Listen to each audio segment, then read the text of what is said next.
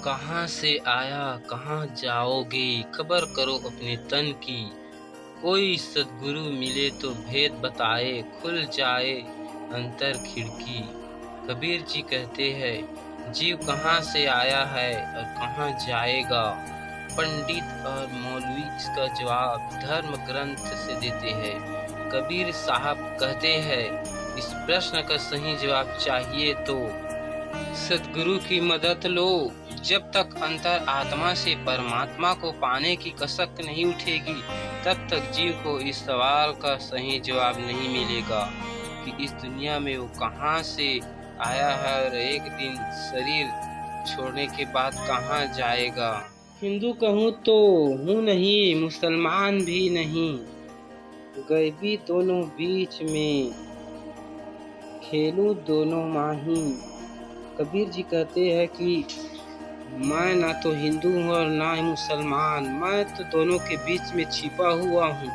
इसलिए हिंदू मुसलमान दोनों को अपने धर्म सुधार करने का संदेश दिया। कबीर साहब ने मंदिर और मस्जिद दोनों ही को बनाने का विरोध किया और ये तन ही असली मंदिर मस्जिद है जिसमें परमात्मा का साक्षात निवास है। गुरु को चेला विष दे, जो गठी होए दाम, पुत पिता को मार सी ये माया को काम। कबीर जी कहते हैं कि यदि शिष्य के पास पैसा हो तो वह गुरु को भी जहर दे सकता है, पुत्र पिता की हत्या कर सकता है, यही माया की करनी है। कबीर दुनिया से दोस्ती होए, भक्ति महभंग एकाएकी हरि सो, कैसा धुन के संग। कबीर का कहना है कि दुनिया के लोगों से मित्रता करने पर भक्ति में बाधा होती है। या तो अकेले में प्रभु का सुमिरन करो या संतों की संगति करो।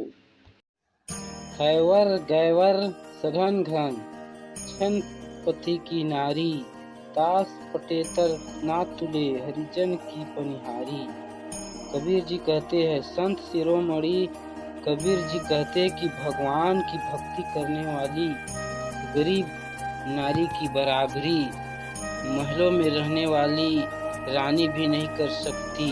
भले ही उसके पास हाथियों और घोड़ों का झुंड और बहुत सारी संपदा हो, पर वह सुख नहीं मिल सकता जो गरीब को मिलता है।